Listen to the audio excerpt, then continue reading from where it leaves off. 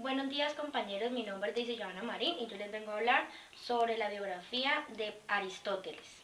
Nació en el año 328 a.C., filósofo y científico griego considerado junto a Platón y a Sócrates uno de los pensadores más destacados de la antigua Grecia y posiblemente el más influyente de toda la filosofía occidental.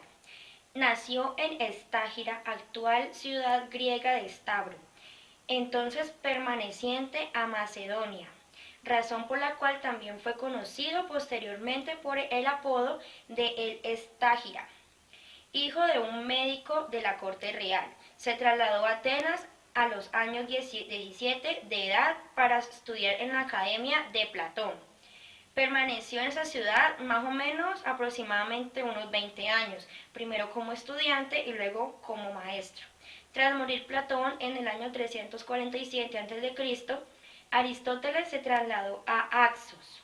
Allí contrajo matrimonio con una pariente de él, posiblemente su sobrina o hija, llamada Pitias. Tras ser capturado y ejecutado Hermias por los persas en el año 345 a.C., Aristóteles se trasladó a Pela, antigua capital de Macedonia, donde se convirtió en el tutor de Alejandro, hijo menor del rey Filipo II, en el año 336 a.C. Al acceder Alejandro al trono, regresó a Atenas y estableció su propia escuela, el Liceo, debido a que gran parte de las discusiones y debates se desarrollaban mientras maestros y estudiantes caminaban por su paseo cubierto. Sus alumnos recibieron el nombre de peripatéticos. La muerte de Alejandro en el año 323 a.C. generó en Atenas un fuerte sentimiento contra los macedonios, por lo que Aristóteles se retiró a una propiedad familiar situada en Calcis, en la isla de Eubea, donde falleció unos años más tarde. Les voy a hablar sobre la influencia que tuvo Aristóteles. Tras la caída del Imperio Romano, las obras de Aristóteles se perdieron en todo Occidente. Desde el siglo IX, los estudiosos musulmanes introdujeron su obra traducida al árabe en el ámbito del Islam. Desde estos pensadores que examinaron y comentaron la obra aristotélica, el más famoso fue Averroes, filósofo hispanoárabe del siglo XII.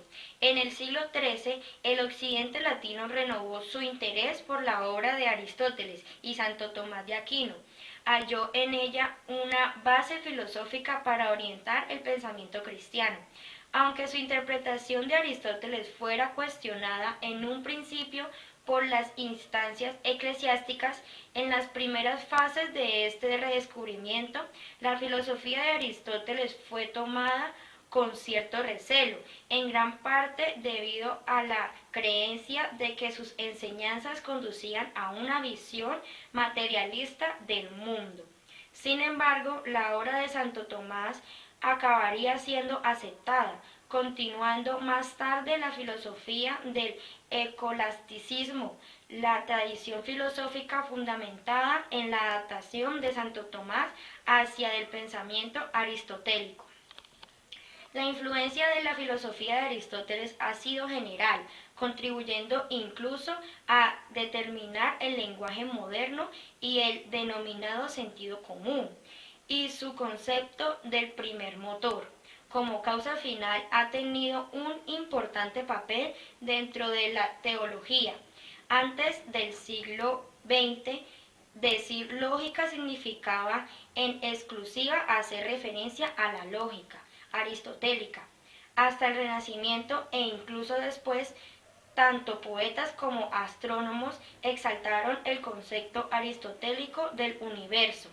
El estudio de la zoología estuvo basado en la obra de Aristóteles hasta que en el siglo XXI el científico británico Charles Darwin cuestionó la doctrina de la inmutabilidad de las especies. En el siglo XX se ha producido una nueva apreciación del método aristotélico y de su relevancia para la educación, el análisis de las acciones humanas, la crítica literaria y el análisis político. ¿Ya está grabando?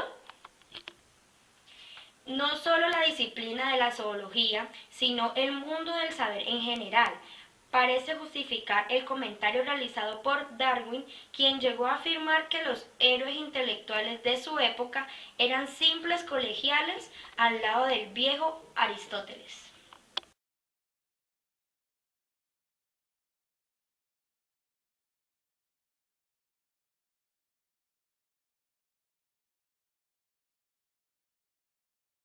Mi nombre es Alison Dayana Hernández Cortés y les voy a hablar sobre las obras de Aristóteles.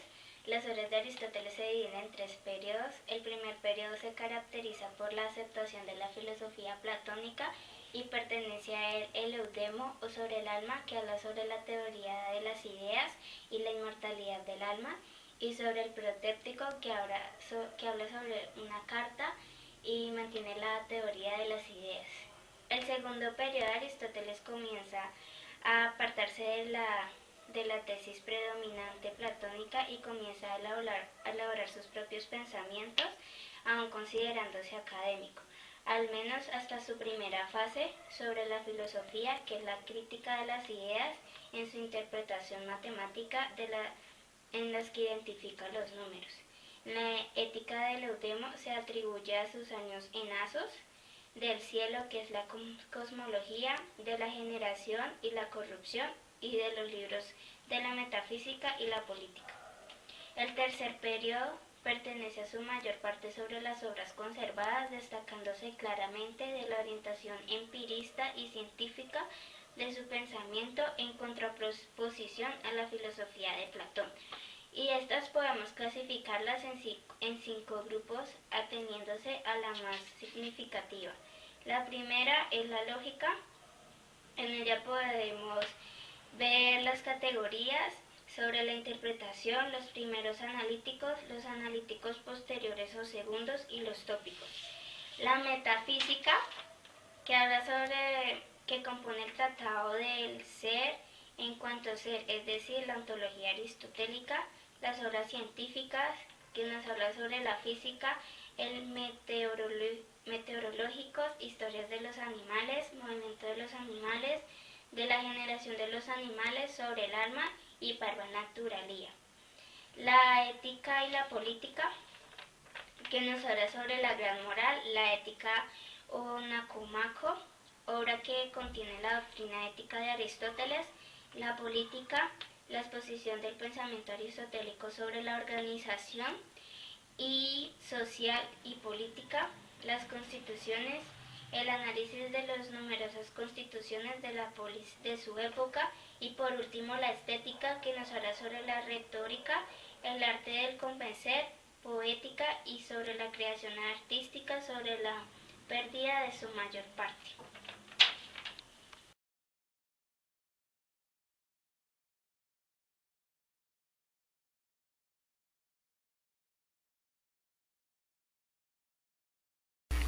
La metafísica para Aristóteles es la sabiduría por excelencia y es el conocimiento universal, el más difícil porque es la ciencia más abstracta que existe y la que menos depende de los sentidos. Aristóteles, al igual que Platón, estaban convencidos de que el objeto del conocimiento científico es el universo, y este universo es real, tiene realidad no solo en la mente sino también en las cosas, aunque su existencia en las cosas no tenga la universalidad formal que tiene el entendimiento. Por ejemplo, los seres individuales forman parte de una especie, son sustancias reales, pero no participan en el universo real. La ciencia se ocupa del elemento universal que hay en las cosas, es decir, de la similitud específica. Este principio forma merece el nombre de sustancia, solo en el sentido secundario porque el elemento esencial posee una realidad superior a la del individuo y puede ser objeto de la ciencia. Lo que hace a un individuo sea sustancia de tal o cual especie es el elemento universal, la forma de la cosa, el entendimiento abstracto.